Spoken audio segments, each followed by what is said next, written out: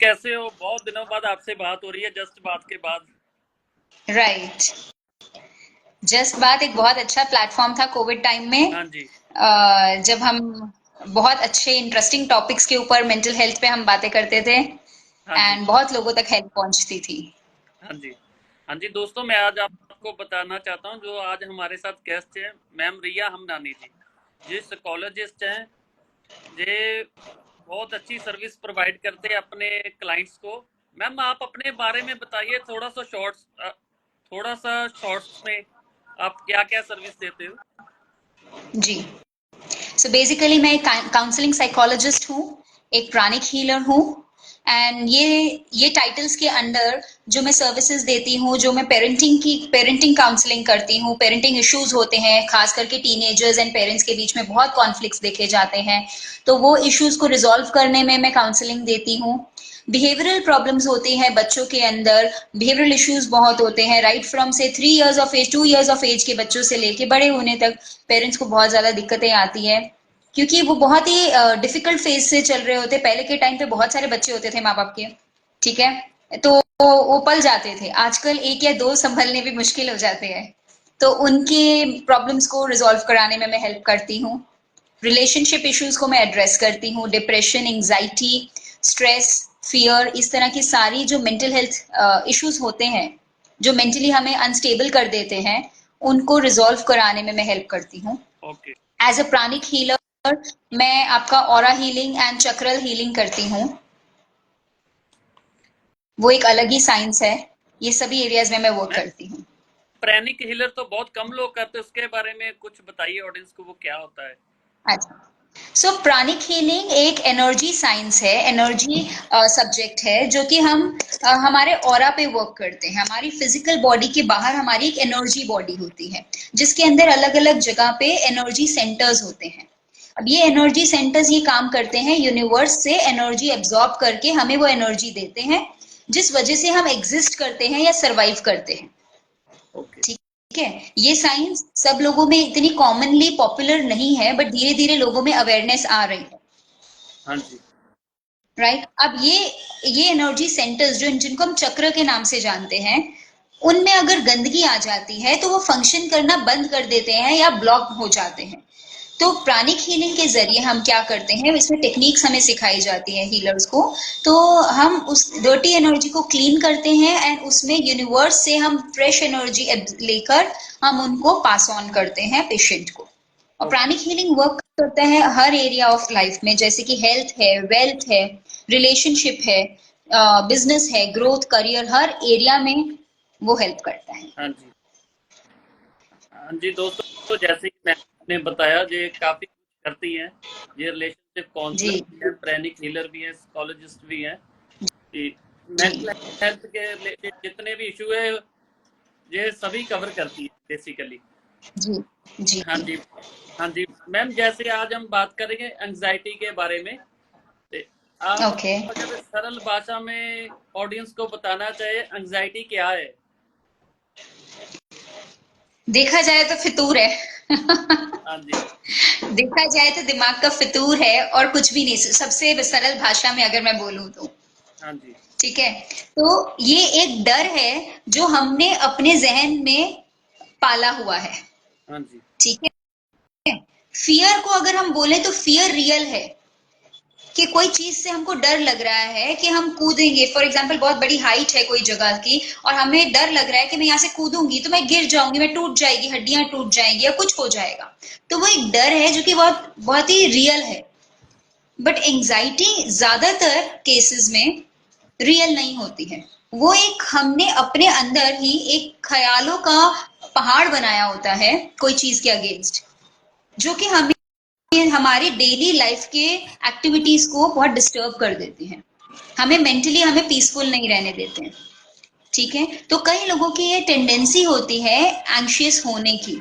For example, बच्चे हैं तो एग्जाम्स आ रही हैं, तो क्योंकि उन्होंने पहले से तैयारी नहीं करी हुई है, प्लानिंग नहीं करी हुई है, टाइम टेबल के हिसाब से पढ़ा नहीं है, तो आज एग्जाम में सिर्फ एक दिन रह गया, 2 दिन रह गया, तो उनको बहुत ज्यादा घबराहट हो रही है, बेचैनी हो रही है, स्ट्रेस हो रहा है, टेंशन हो रहा है। सो वो एंजाइटी में कन्वर्ट हो जाते हैं। हाँ क्यों? जी। क्योंकि उसके बाद क्या होता है, वो जब कुछ खाना खाने लगे तो उनसे खाना नहीं खाया जाता है, और नींद प्रॉपर नहीं होती है, एंड स्ट्रेस के मारे उनके चिड़चिड़ापन आ जाता है, लड़ाइयाँ होनी होती है, बहस में पड़ जाते हैं, एंड पढ़ाई पे कॉन्सेंट्रेट नहीं कर पाते।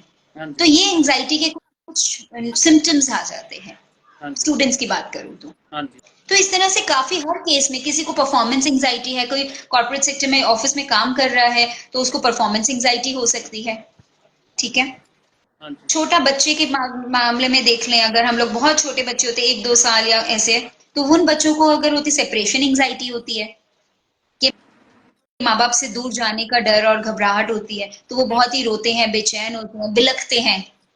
तो एंजाइटी बेसिकली हर एज में होती है, बट जब हम लोग ओवर थिंकिंग करते हैं कोई भी विषय में और इनसिक्योर फील करते हैं, अनसर्टेन फील करते हैं, तब हम एंग्शियस होते हैं। हाँ जी। मैम जैसे कि आपने बोला ओवर थिंकिंग, आजकल तो काफी ज्यादा लोग ओवर थिंकिंग कर रहे हैं। ओवर थिंकिंग से बचा कैसे जाए? आप कुछ सजेशन दो ऑडियंस को। ओके। सो ओवर थिंकिंग क्यों हो रही है? क्योंकि ओवर डिमांडिंग हो गए हैं हम अपने आप को लेके। हाँ जी। हम अपने आप से रियलिस्टिक एक्सपेक्टेशंस नहीं रखते। ठीक है, कि आज मुझे पता है कि मेरी काबिलियत कितना काम करने की है। ठीक है ना? आज मुझे मालूम है मेरी बॉडी की क्षमता क्या है, या फिर मेरे दिमाग की काबिलियत कितनी है, तो मैं अपने आप से उतनी ही रियलिस्टिक एक्सपेक्टेशन रखूं, तो मैं बहुत काम एंड पीसफुल रहूंगी और संतुष्ट रहूंगी। बट क्योंकि मैं ये देख रही हूँ कि मेरा जो पड़ोसी है या मेरे जो कलीग है वो बहुत अच्छे से काम कर रहे हैं, मतलब उनको बड़ा जल्दी सक्सेस मिल गया है, प्रमोशन मिल रहा है, क्यों? क्योंकि बड़ा काम कर रहे हैं। बट वहां पर मैं उनसे उनके जैसा बनने की कोशिश में, उस भाग दौड़ में मैं अपने आप को ओवर स्ट्रेस करती हूँ। हाँ जी। और क्योंकि फिर अगर मैं उस रेस को मैच नहीं कर पाती, तो मैं ओवर थिंकिंग में इंडल्ज हो जाती हूँ कि oh god, I am something less, मेरे में कुछ कमी होगी, मैं पहुंच नहीं पाई, ये होगा, अब मेरे को सक्सेस नहीं मिलेगा, मेरे को प्रमोशन नहीं मिलेगा, and X Y Z thoughts दौड़ते रहते हैं। हाँ जी। तो मैं ये सजेशन दूंगी कि जितना हो सके आप रियलिस्टिक एक्सपेक्टेशन अपने आप से रखें और दूसरों से भी। हाँ जी। पहले अपने आप को एग्जामिन करिए कि आपकी काबिलियत कितनी है और क्या है। हाँ जी। उसके अकॉर्डिंगली यस, ग्रो होना लाइफ में बहुत जरूरी है, बट ग्रोथ के लिए भी जो एक्सपेक्टेशंस है तो वो आप एक रियलिस्टिक रखिए। हाँ जी। ठीक है ना? मैम तो वो जब हम लोग, आपके कहने का तात्पर्य ये है, जैसे लोग किसी की लग्जरी लाइफ देखते हैं, वो एकदम एकदम से सोचते हैं मेरे पास भी मर्सिडीज आ जाए, बीएमडब्ल्यू आ जाए, बिल्कुल, एंजाइटी बिल्कुल रातों रात चाहिए। एंजाइटी शुरू हो जाती है। यस। अब वो क्या हो गया है ना कि एक तो आजकल लोग ना यूट्यूब को बहुत इजीली फॉलो करते हैं, यूट्यूब यूनिवर्सिटी हो गई है। हाँ जो भी यूट्यूब पे वो लोग देख लेते हैं या गूगल पे देख लेते हैं, उनको लगता है वो ही एक तथ्य सच है। ठीक है ना? तो उनको वो लगता है, बट वो कहाँ पर वैलिड हो रहा है, उसका वैलिडिटी क्या है, उसका ऑथेंटिकेशन क्या है, वो क्रॉस चेक नहीं हाँ करते। अब वहां पे लोगों ने देख लिया, लॉ ऑफ अट्रैक्शन क्या बोलते हैं, जो सोचते हो जो बोलते हो वो आप जाओ, जो मानोगे वो हो जाएगा। अब ये हमने सोच लिया, इस तरह की वीडियोस देख देख के हम बहुत हाईली मोटिवेट हो गए, और हम पूरा दिन रात बोल रहे हैं कि मैं, मेरी मर्सिडीज आ रही है, मेरी मर्सिडीज आ रही है, मेरी मर्सिडीज आ रही है। अब एक महीने में जब मर्सिडीज नहीं आती है तो हमें एंग्जाइटी होने लग जाती है, हम स्ट्रेस में आ जाते हैं हाँ जी। कि ये तो मैम बेकार है, मैंने तो इतना जैसे बोला, इतना मैनिफेस्टेशन। वो आजकल कंपनियां चली है ना, वो कहते हैं इतना काम करो आप करोड़पति हो जाओगे। तो वो यस। लोग इतने ज्यादा भी टेंशन ले लेते, अगर वो काम नहीं होता तो वो फिर एंजाइटी का रूप धारण कर लेती है। हाँ, राइट। सो मैं यहाँ पर एक मैसेज पढ़ना चाहूंगी, किसी ने लिखा है, मुझे ये दुनिया में हो रही बकवास देखकर घबराहट हो रही है। ओके। सो इसका मैं ये जवाब देना चाहूंगी कि अगर हमें वो दूसरों की बातें या दूसरों की हरकतें बकवास लग रही है, तो हमारे पास दो ऑप्शंस हैं। हाँ या तो हम उनको अवॉइड कर लें, ठीक है, हाँ जी। क्योंकि अगर आपसे वो बर्दाश्त नहीं हो रहे हैं, तो या तो आप उनको अवॉइड कर लीजिए, या तो आप उनको एक्सेप्ट कर लीजिए कि हाँ जो है वो ऐसे ही है, वो बदलने वाले नहीं है। आपको एक्सेप्टेंस बढ़ानी पड़ेगी, या तो अपना नजरिया बदलना पड़ेगा। हाँ जी। तो मैं राइट, अपना नजरिया उनके प्रति बदलना पड़ेगा। ओके मैम, आपका जैसे काफी एंजाइटी का लेकर काफी अच्छी नॉलेज है। एंजाइटी एक एक एक कंडीशन पे जाके डिप्रेशन का रूप धारण कर लेती है अगर ओवर यस, हो जाए तो। एंजाइटी अगर एक हद के पार जाए, क्योंकि अब किसी की टेंडेंसी अगर है कि यस हर चीज में उनको घबराहट होती है, क्यों? क्योंकि वो एक परफेक्शनिस्ट इंसान है। फॉर एग्जाम्पल, अगर कोई इंसान बहुत ही परफेक्शनिस्ट एटीट्यूड रखता है, तो उसको अगर घर साफ नहीं दिखा तो घबराहट होने लगे, अगर पढ़ाई या काम अपना सही से नहीं किया है तो घबराहट होने लगी। तो हर हर एक्टिविटी में, हर पैटर्न में उनको घबराहट होना या फिर एंजाइटी होने का पैटर्न है उनका, तो वो कहीं ना कहीं रिलेशनशिप कॉन्फ्लिक्ट्स उनके होने लगेंगे। क्योंकि जरूरी नहीं कि हर इंसान उनके सराउंडिंग्स में जो होगा वो भी इतना ही परफेक्शनिस्ट हो, तो उनके कॉन्फ्लिक्ट्स लोगों के साथ होने लगेंगे, उनकी किसी के साथ बनेगी नहीं। अब वो क्योंकि किसी के साथ बनेगी नहीं, वो अकेले रहते जाएंगे। और जब उनको कभी कुछ बात किसी से शेयर करनी है, उनके पास कोई नहीं है, कोई बात करने वाला नहीं, कोई सेलिब्रेट करने वाला नहीं, तो यस डिप्रेसिव सिम्टम्स आने बहुत ही वाजिब है। हाँ जी तो ये इसीलिए हमें रूट कॉज एंजाइटी पे वर्क करना पड़ता है। मैम, जैसे आपने एक वर्ड बोला बीच में, बात करने वाला कोई नहीं है जी। आजकल हाँ जी। 80 से 90% लोगों के पास बात करने वाला कोई नहीं है, मगर वो जैसे हम सभी लोग फेक स्माइल देते हैं, अंदर से हमें एंजाइटी लोनलीनेस इतनी फील होती है। जैसे चार लोग मान लो एक रेस्टोरेंट में बैठे हैं, वो बातें नहीं कर रहे होंगे, वो सभी फोन पे लगे होंगे। यस। सो देखिए, हर चीज के good effects and there are two sides of every coin. It हाँ is we who choose the which side we want. हमारी चॉइस है, हमें वो सिक्के का कौन सा पहलू देखना है। हाँ जी आज मोबाइल है, टेक्नोलॉजी है, गैजेट्स है, वो हमारे बेनिफिट के लिए बनाए गए, हमारी ग्रोथ के लिए, हमारी लाइफ को इजी बनाने के लिए बनाए गए। अब वो हमारे ऊपर है, हम उनको कितना चुनते हैं। हम उसको यूज कर रहे हैं या वो हमें यूज कर रहा है। हाँ जी the choice is always yours, right? तो हम बाहर आज सोशल ग्रुप्स में हम क्यों मिलते हैं? So that we can connect to each other, हम मन की बातें कह सके, हमारे फियर्स हम डिस्कस कर सके, हमारी प्रॉब्लम्स डिस्कस कर सके। बट क्योंकि लोग अपने आप को एक दूसरे के साथ शेयर करने में कॉन्फिडेंट फील नहीं करते, उनको एक फियर ऑफ जजमेंट होता है कि कहीं ना कहीं अगर मैंने इसको ऐसा बता दिया, मेरे हस्बैंड के साथ मेरी प्रॉब्लम चल रही है या फिर मेरे बच्चे के साथ मेरे इश्यूज हो रहे हैं, तो ये ऐसा पर्सनल घर की बातें अगर मैंने किसी को बताई, फ्रेंड को या क्या, तो हो सकता है वो मेरे को जज करने लग जाए, मेरे को क्रिटिसाइज करे या मेरे हस्बैंड के बारे में बुरा सोचने लग जाए, राइट? तो वो फियर ऑफ जजमेंट जो होता है, वो भी कई बार हमें एक दूसरे से शेयर करने से रोकता हाँ है। जी ऐसी स्थिति में role of counsellor becomes very important. इसीलिए आज की तारीख में आप देखोगे, जो पहले के टाइम पे इंडिया में खास करके काउंसलर्स एंड साइकोलॉजिस्ट के पास जाना बहुत ही टैबूड होता था, कि भाई उनके पास कोई जा रहा है तो लोग बोलते थे कि इसको मानसिक रोग है, कोई प्रॉब्लम है। बट आज की तारीख में लोग काउंसलर्स एंड साइकोलॉजिस्ट के पास बहुत विलिंगली जाना पसंद करते हैं। क्यों? क्योंकि उनको वहां पर सेंस ऑफ सिक्योरिटी फील होती है। हाँ जी उनको ये फील होता है कि हमें जज नहीं किया जाएगा, क्रिटिसाइज नहीं किया जाएगा, बल्कि एक सही प्रैक्टिकल सॉल्यूशन मिलेगा, हाँ because they are the experts. अभी लोगों को ट्रायल एंड एरर्स में टाइम वेस्ट करने में इंटरेस्ट नहीं है, इस कारण से भी हम एक दूसरे को बताते नहीं हैं। प्लस अभी की जो जनरेशन है, specially people in the 40s, ठीक है, वो एक बहुत ही मिडिल स्टेज से गुजर रहे हैं, उनकी एंजाइटी से अलग लेवल की है। क्यों? क्योंकि अब जैसे अगर पेरेंट्स की बात करूं, 40s के जो पेरेंट्स है, ठीक है, तो 40s के जो पेरेंट्स हैं, उनको उनकी जो अपब्रिंगिंग हुई थी वो एक अलग तरीके की हुई थी। सीधी तरह बात मानो, नहीं माना तो चप्पल हाँ आएगी। जी ठीक है कि नहीं? ठीक है कि नहीं? और आज की तारीख में आप बच्चे को आप ऊंची आवाज में भी बात कर लेते हो तो बच्चा ऑफेंडेड फील करता है। तो वो जो 40s वाले पेरेंट्स हैं, वो बीच में है, अपनी पेरेंटिंग को भूल नहीं पा रहे हैं और नई पेरेंटिंग को एडॉप्ट करना चाहते हैं, नए स्टाइल की पॉजिटिव पेरेंटिंग को एडॉप्ट करना चाहते हैं। तो उसी वो स्ट्रेस में वो कहीं ना कहीं उलझे रहते हैं। हाँ जी ओके हाँ जी राइट। मैम, आपने बहुत सो अच्छे से डिफाइन किया। Ma'am, thank you. एंजाइटी के भी जैसे कहते हैं डिप्रेशन के कुछ स्टेजेस होते हैं।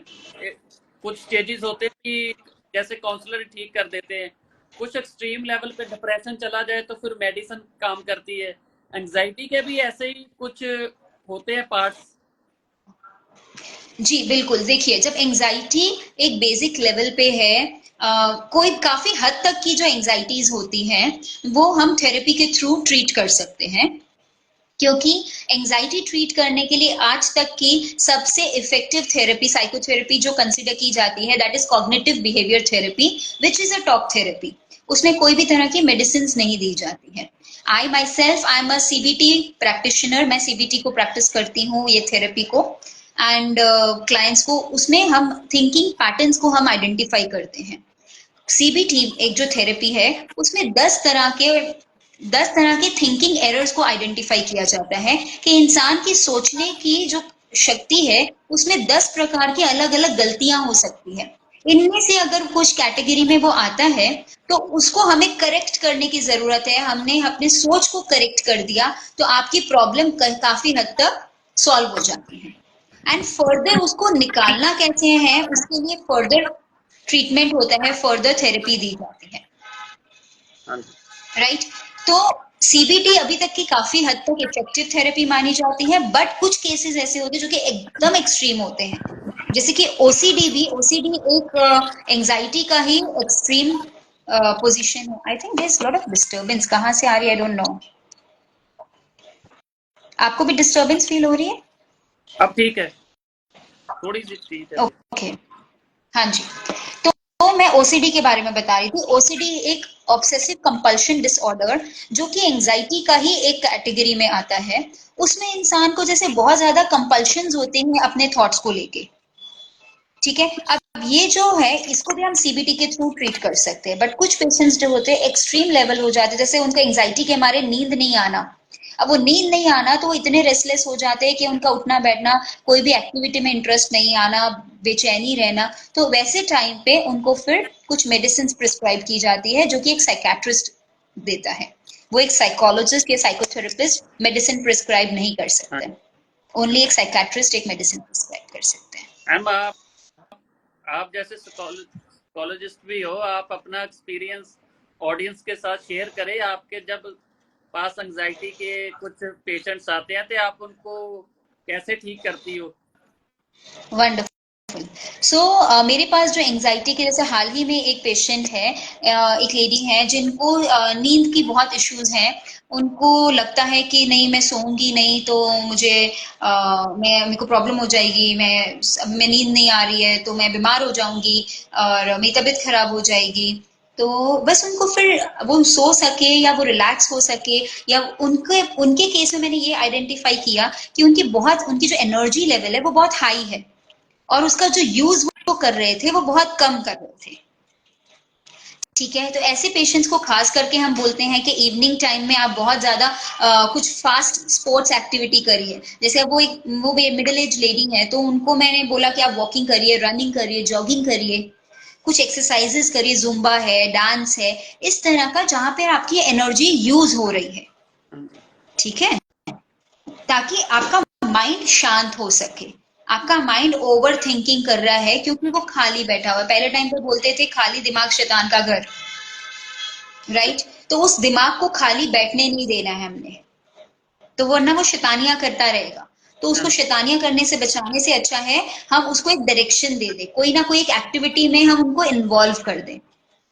अब ये हम आइडेंटिफाई करते हैं कि पेशेंट की एनर्जीज कैसी है। अगर तो वो बहुत ही हाइपर एक्टिव पेशेंट है तो हम उनको ऐसे बोलते हैं कि इस तरह की कोई फास्ट एक्टिविटीज करें।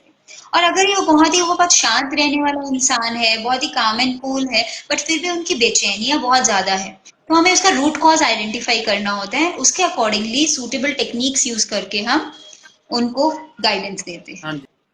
बहुत सारी टेक्निक्स हम सीबीटी में, एनएलपी में और अलग दूसरी मोडालिटीज में हम यूज करते हैं, जिसके थ्रू हम पेशेंट्स को वो प्रैक्टिस करवाते हैं, विजुअलाइजेशन करवाते हैं, रिलैक्सेशन टेक्निक्स होती हैं, कुछ प्राणायाम होते हैं, ब्रीदिंग एक्सरसाइजेस होती हैं।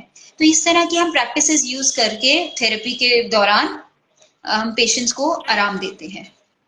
ओके मैम, एंजाइटी एंजाइटी तो बहुत से लोगों को होती है। कल मैं यूट्यूब पे सुन रहा था, कहते लोग ज्ञान तो देते हैं एंग्जाइटी होगी, पर हमारी बात सुनने वाला कोई नहीं है। इस पे आपकी क्या राय है? बात सुनने वाला तब कोई नहीं होगा। देखिए, इस पे मैं हमेशा एक चीज बोलती हूँ, your vibe attracts your tribe. ठीक है, आपकी जो वाइब्रेशन है, माने आपकी जो फ्रीक्वेंसी है, जैसी आपकी एनर्जी है, वैसे ही आपके आजू बाजू वाले लोग होंगे। माने अगर आपको लगता है कि आपकी बात कोई सुनता नहीं है, तो कहीं ना कहीं आपको ये चेक करने की जरूरत है कि आप क्या लोगों की बातें सुनते हैं। नहीं। सिंपल सा बिल्कुल। और बेस्ट एग्जाम्पल है पेरेंट और बच्चे का। पेरेंट्स का हमेशा ये कंप्लेन रहता है कि बच्चे हमारी बात सुनते नहीं है। आज के पेरेंट्स का तो खास करके, जो फास्ट पेस्ड लाइफ में जी रहे हैं, और वो पेरेंट्स का हमेशा यही कंप्लेन रहती है कि बच्चे हमारी बात नहीं सुनते। तो मेरा सवाल उन पेरेंट्स से हमेशा ये होता है कि क्या आप बच्चों की बात सुनते हो? राइट। सही बात। सो फर्स्ट जो आपको चाहिए वो पहले आपको देना पड़ता है। अगर आपको चाहिए लोग आपकी बात सुने, तो पहले ये अप्रोच रखिए कि मैं क्या क्या कर सकता हूं कि मैं लोगों की बात सुनूं। हाँ। What you give is what you receive, right. तो आप पहले लोगों की बात सुन के देखिए, उनके साथ कनेक्ट करके देखिए, एंड आपको वाकई में लगेगा कि ये लोग भी अब मेरा बात सुनना चाहते हैं। हाँ जी। राइट। मैम, मुझे लगता है एंजाइटी कई बार हमको बहुत छोटी छोटी बातों में होती है। जैसे किसी ने कॉल नहीं उठाई, एंजाइटी होगी।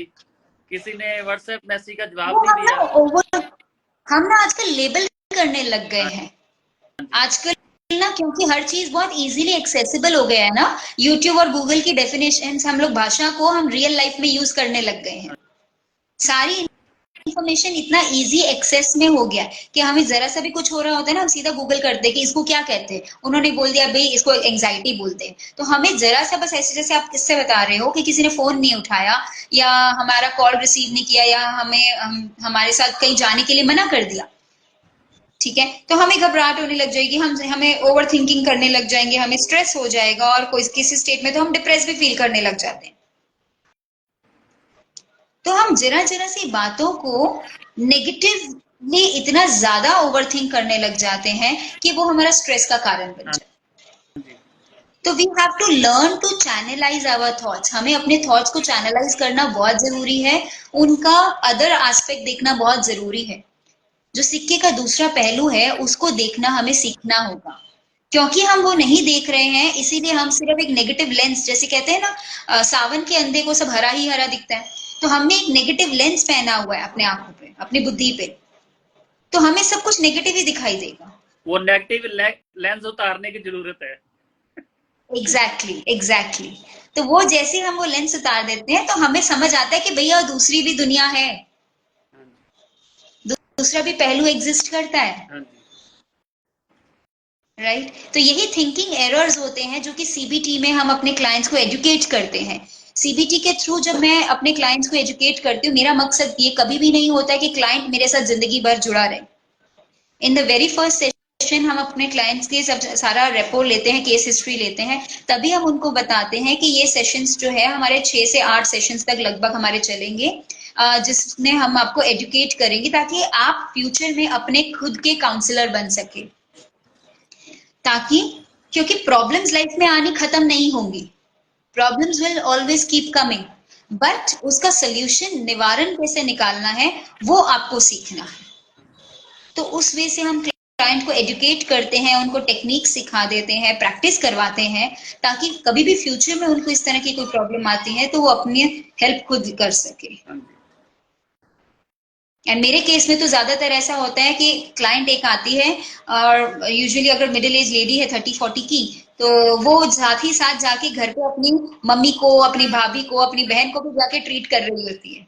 तो that is a very good thing for me, कि चलो मेरा ज्ञान दिया हुआ किसी और के भी काम आ रहा हाँ है। जी। हाँ जी। राइट। मैम, आजकल लोनलीनेस की वजह से भी लोगों को एंजाइटी होती है। यस, लोनलीनेस एक रीजन है।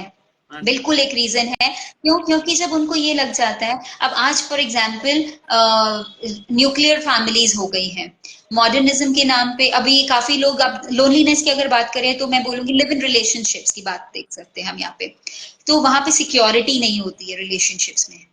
ठीक है। आज की जनरेशन जो नई पीढ़ी है वो रिलेशनशिप में जुड़ना नहीं चाहती है, शादी के बंधन में बंधना नहीं चाहती, जिम्मेदारियां उठाना नहीं चाहती हैं। क्यों? क्योंकि उनको लगता है आज हम अपना अच्छा कमा लेते हैं, हम अपना अच्छा सब कर लेते हैं, why do we need to get into a relationship, why do we need to tie the knot. तो वहां पर उसका जो दूसरा एस्पेक्ट है, दूसरी साइड है उस इस बात की, तो वो ये है कि वहां पे हमें सिक्योरिटी नहीं मिलती। हमें मेंटली ये पता है कि हमारी इस इंसान के साथ जितनी देर तक बनती है बने, नहीं तो ओके टाटा बाय बाय। हाँ जी। ठीक है ना? तो वहां पर क्या हो जाता है, हमें सिक्योरिटी नहीं मिलती है, तो हमें एक ये बेचैनी हमेशा बनी रहती है कि पता नहीं मैं इसको कुछ अपने मन की डीपेस्ट बातें बताऊं या नहीं बताऊं, how reliable the other person is, क्योंकि वो हमारा लाइफ टाइम पार्टनर नहीं है। यस। ठीक है ना? वो हमें मालूम है कि हमारा लाइफ टाइम पार्टनर नहीं है, तो हम उसमें किस लेवल तक उस पर भरोसा रख सकते हैं, किस लेवल तक हम उसके ऊपर काउंट कर सकते हैं, तो वो एक इनसिक्योरिटी और अनसर्टेनिटी रहती है। तो वो भी कई बार एक एंजाइटी का फैक्टर बन सकती है। बिल्कुल। फिर हम जैसे अब बच्चे माइग्रेट होते जा रहे हैं अब्रॉड, एक्सटर्नल कंट्रीज में, तो पेरेंट्स को अकेले रहने की एंजाइटी होती है कि पता नहीं मुझे कुछ कब क्या हो जाए, मेरे साथ कोई होगा या नहीं होगा। इस तरह के कितने मैं middle age and old age parents को मैं जानती हूँ और मिलती हूँ डे टू डे लाइफ में, जिनकी ये बहुत ज्यादा एंजाइटी होती है, लिटरली एंजाइटी के कारण उनके फिजिकल हेल्थ डिस्टर्ब होती है कि क्या होगा। अभी हाल ही में मेरी एक क्लाइंट है जो कि 83 इयर्स की है। ठीक है। उनकी बेटी 53 इयर्स की जो कि मेंटली डिस्टर्ब्ड है। आज वो माँ बेटी दोनों साथ में रहती हैं और उनका बच्चा, दूसरा बेटा जो है वो बाहर रहता है, विदेश में रहता है। अब उनको यही स्ट्रेस है, अगर 83 में कि तो आज मैं हो गई, मुझे कुछ हो जाएगा, अब इसको कौन देखेगा। हाँ जी। उस एंजाइटी में उनकी तबीयत कई बार खराब होती है, हाँ जी। तो इस वजह से उनका ट्रीटमेंट होता है। मैम आपने तो ये बहुत अच्छे से डिफाइन किया। आपने एक बहुत थैंक बढ़िया बात बोली कि वो नहीं तो टाटा बाय बाय। जी। हाँ जी। भी जो जो कि आज की लाइफ की कड़वी सच्चाई है। क्योंकि बिल्कुल। हाँ, क्योंकि हम लोग जैसे देखते हैं, एक बार क्राइम पेट्रोल में एक पर्सन ने बोला, कहता है ये जो यंग लोग हैं ये जिंदगी को टाइम पास समझते हैं, टाइम पास को जिंदगी। बिल्कुल। बिल्कुल। जैसे कि बहुत से लोग, मुझे तो ऐसा लगता है कई बार किसी लड़का लड़की की शादी करने होती है, वो शादी से पहले ही इतनी बातें कर लेते हैं फोन पे, शादी के बाद कोई बात करने को बचती नहीं। बिकॉज अभी लाइफ ना बहुत शॉर्ट टर्म, शॉर्ट फोकस्ड हो गई है। हाँ जी। ठीक है। कि पहले लोग बात करते थे कि चलो शादी अगर कर रहे हैं या एक रिश्ते में जुड़ रहे हैं तो 25-30 साल की पहले ही प्लानिंग हो जाती थी। हाँ जी। तो आज हम सिर्फ नेक्स्ट आने वाले 3 साल या 5 साल की प्लानिंग करते हैं। हाँ जी। कभी भी आप कभी भी यंग कपल्स को 25 साल की प्लानिंग करते हुए नहीं सुनेंगे। रेयरली कोई होगा। यस। कोई ये सोचता ही नहीं कि अपने एनिवर्सरी पे, फर्स्ट एनिवर्सरी पे कोई भी 25वीं एनिवर्सरी की प्लानिंग नहीं करता है। पहले के टाइम के लोग करते थे। वो फीलिंग्स नहीं ना रही लोगों में इतनी। यस, वो फर्क आ गया है। देखो युग युग बदला है, दौर बदला है, फास्ट पेस लाइफ हो गई है। तो मैं इसको क्रिटिसाइज नहीं करूंगी, मैं कहूंगी कि ये आज का है, we have to accept it as it is. हाँ जी। क्योंकि क्रिटिसाइज करने से हमें कोई कुछ मिलेगा नहीं।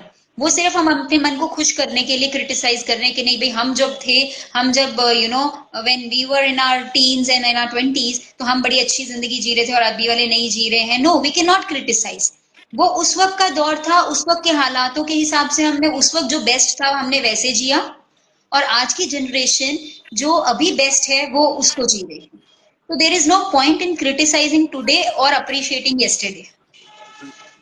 जो है हम उसको वैसा ही स्वीकारना सीख जाए तो आधी से ज्यादा प्रॉब्लम्स हमारी खत्म हो जाए, चाहे वो रिलेशनशिप हो या कोई भी और एरिया हो। हाँ जी।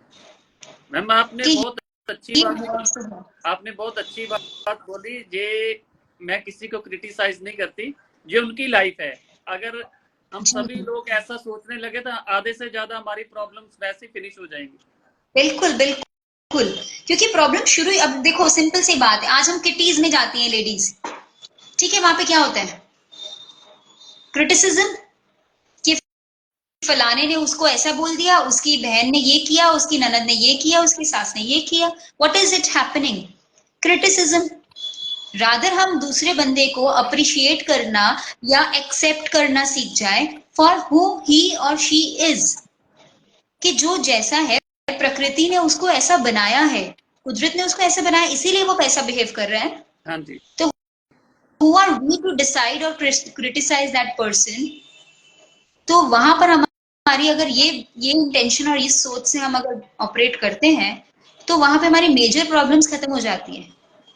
वी हैव टू मैम आपकी जस्ट एक्सेप्ट एक्सेप्ट एक्सेप्ट। आपकी बात से एक बात निकालने लगा हूँ कि जैसे एक लड़का और लड़की एक दूसरे को पसंद करते हैं कि लोग एक्सपेक्टेशंस बहुत करते हैं एक दूसरे में, पर कुछ लोग होते बिल्कुल हैं वो कहते हैं तुम जैसे हो मुझे वैसे ही एक्सेप्ट हो।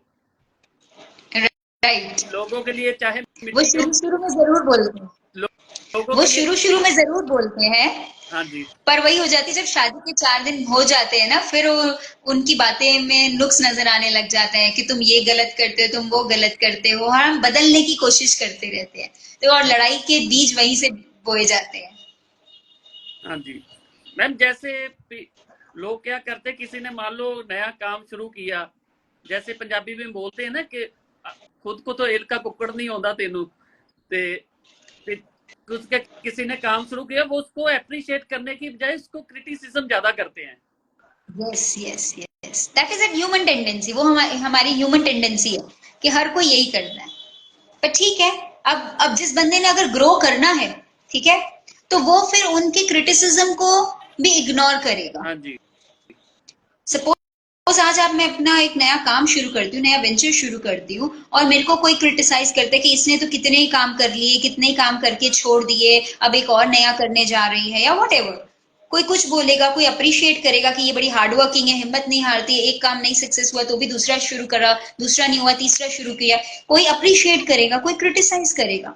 बट मैं अगर हर किसी के नजरिए को बाय करने लग गई, यू नो, यूजुअली क्या होता है, वी बाय थॉट्स, मैं हर किसी के नजरिए को और विचारों को बाय करने लग गई, तो मेरा नजरिया का क्या होगा, मेरी सोच का क्या होगा? वो तो कहीं एग्जिस्ट ही नहीं करेगी। हाँ जी। आपने एक चीज बोली, मैंने वो मान लिया, दूसरे ने दूसरी बोली, मैंने वो मान लिया, तो मेरी खुद की सोच कहाँ गई? यस। वो तो मैंने कभी डेवलप ही नहीं होने दी, मैंने कभी उसके ऊपर ध्यान ही नहीं दिया। तो ऐसे सिचुएशन में मैं हमेशा ये सजेस्ट करती हूँ कि जो आपकी अंतरात्मा बोलती है, अंदरूनी आवाज बोलती है, उसको सुनो एंड उसको फॉलो करो। हाँ जी। जैसे हम दूसरों की बात को दिल पे लगाने लगेंगे तो हम आपका अपना काम ही कैसे करेंगे। बिल्कुल बिल्कुल बिल्कुल, राइट। हाँ जी। बहुत से लोग होते हैं, वो किसी ने मान लो कोई चैनल स्टार्ट किया, वो बोलता है तुझे तो बोलना ही नहीं आता, चाहे खुद को बातें करना बहुत आसान है, अगर कैमरा फेस करना हो पता तब चलता है। राइट।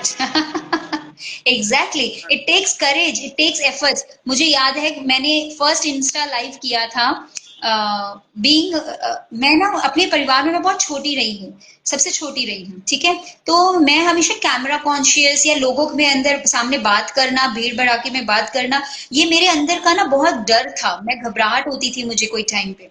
आज से अगर मैं 6 साल पहले बात करूं, तो मुझे लोगों के सामने जाने में भी घबराहट होती थी, पब्लिक स्पीकिंग में घबराहट होती थी। हाँ जी। धीरे धीरे साइकोलॉजी की कुछ टेक्निक्स यूज करते हुए मैंने वो सारी घबराहट और डर को तो ओवरकम कर लिया।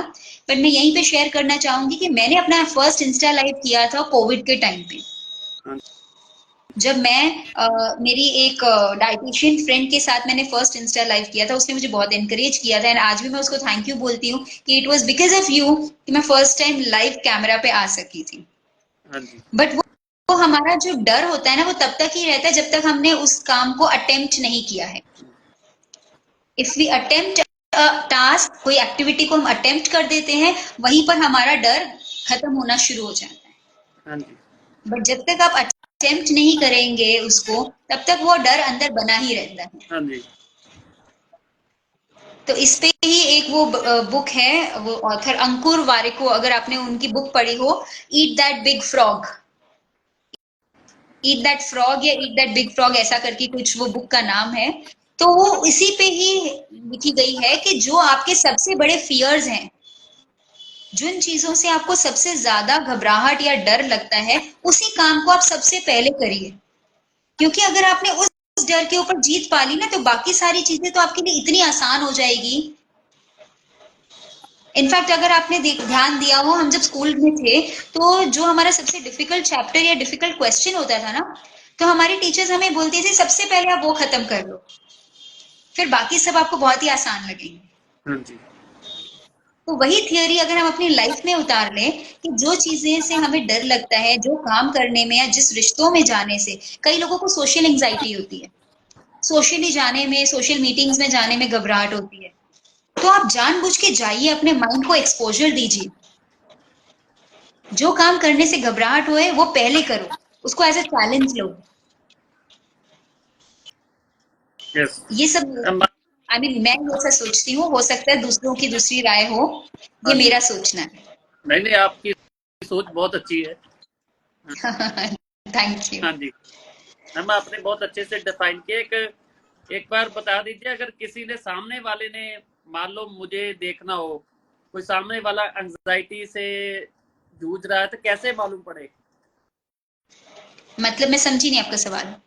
जैसे कोई दो इंसान है, एक इंसान एंजाइटी को से जूझ रहा है, उसके दोस्त को कैसे मालूम पड़े कि ये इंसान एंजाइटी में है? ओके, तो देखिए एंजाइटी के बहुत सारे सिम्टम्स होते हैं, कुछ फिजिकल सिम्टम्स होते हैं, कुछ मेंटल और इमोशनल सिम्टम्स होते हैं। फिजिकली जब इंसान एंजाइटी एक्सपीरियंस कर रहा है, तो या तो उसमें कपकपाहट होगी, इंसान कांपने लगता है, हाथ पैर शिवर करते हैं।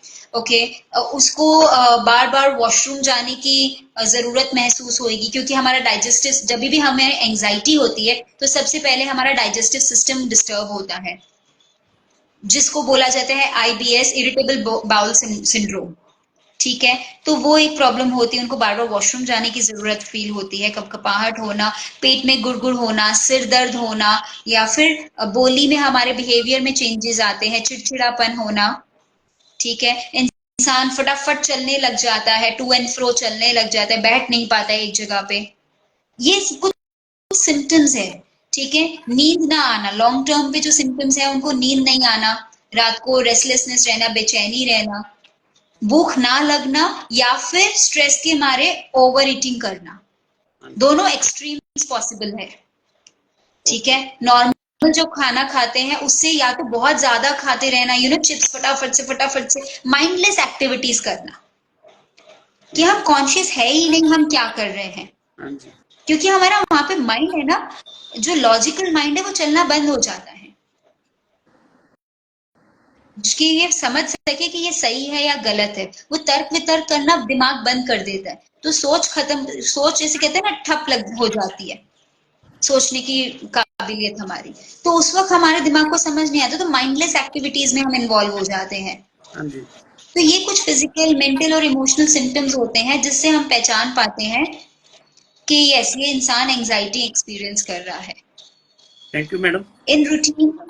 हाँ हाँ जी, जी मैम। बोलिए। किसी की एक्सट्रीम लेवल पे एंजाइटी हो, इंसान का फिर वो जैसे बोलता है, बोलने का तरीका भी थोड़ा सा बदल जाता है, मैंने ऐसा ऑब्जर्व किया है। बहुत फास्ट फास्ट बोलते हैं वो, हाँ जी।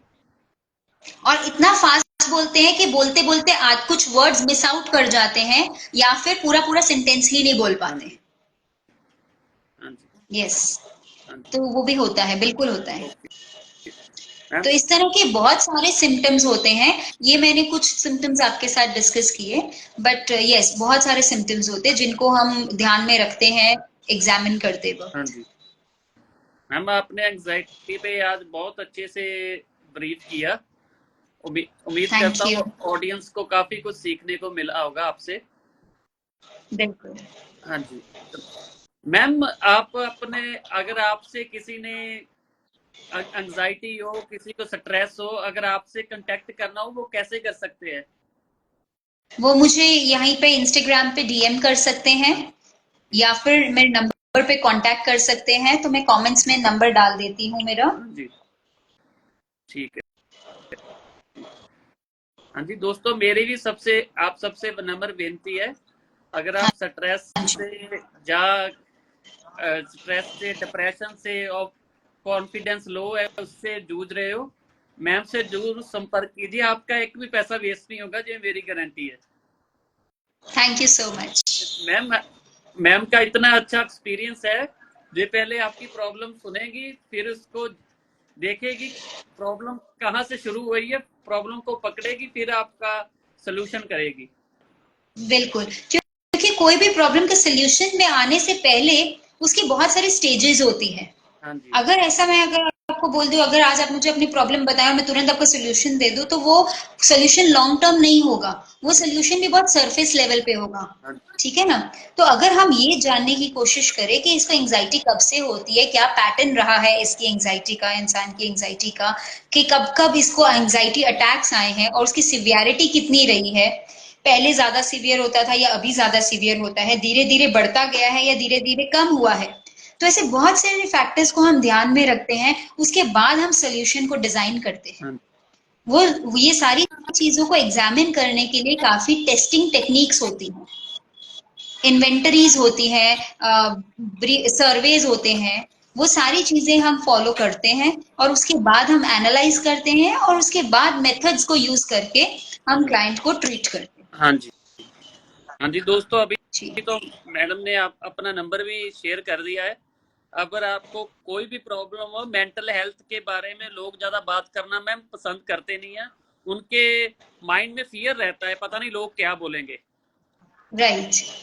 कहते हैं ना, तो इसी सिलसिले में सबसे बड़ा रोग क्या क्या कहेंगे बोलेंगे लोग? लोग। जी, तो इसी सिलसिले में जो मैंने आपको पहले भी बताया कि आज की तारीख में ये बेस्ट पार्ट मैंने एक्सपीरियंस की है एज अ काउंसलर, जो मैं 6 साल पहले देखती थी और आज मैं अगर देख रही हूँ, तो लोगों में ओपननेस और जागरूकता बहुत ज्यादा जागी है, अवेयरनेस बहुत ज्यादा जाग गई है कि यस, अभी मेरे पास टीनेजर्स मतलब 9th 10th के स्टूडेंट्स भी आते हैं एंड 50 60 इयर्स के लोग भी आते हैं, तो हर एज ग्रुप में से मेरे पास लोग आते हैं कि यस, हमें ये प्रॉब्लम हो रही है, हमें समझ नहीं आ रहा, हम किससे बात करें, क्या बात करें, इसका क्या सोल्यूशन है, मैम प्लीज हमें गाइड करें।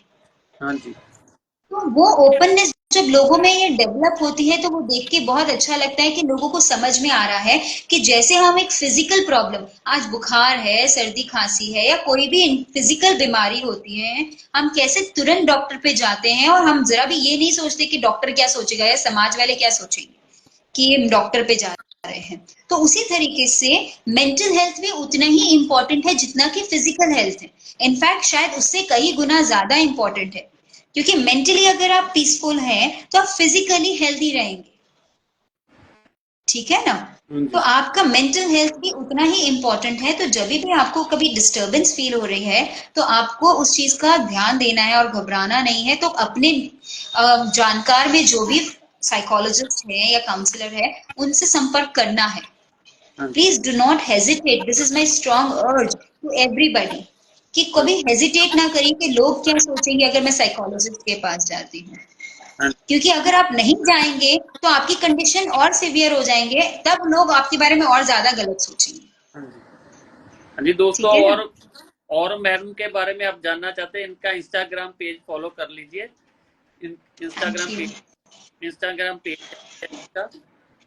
उम्मीद करता हूँ आप सभी को बहुत अच्छी नॉलेज मिली होगी।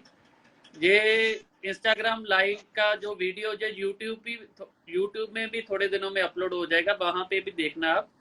मैम थैंक यू सो जी, मच, आपने अपना कीमती टाइम दिया। थैंक यू सो मच, आपने मुझे काबिल समझा लाइव सेशन के लिए, आई एम रियली थैंकफुल। नहीं, आप तो वही बहुत काबिल, हमने क्या कर सकते। हाँ जी, हाँ थैंक जी, यू, थैंक यू। हाँ जी, थैंक यू मैडम। जी, बाय बाय। बाय।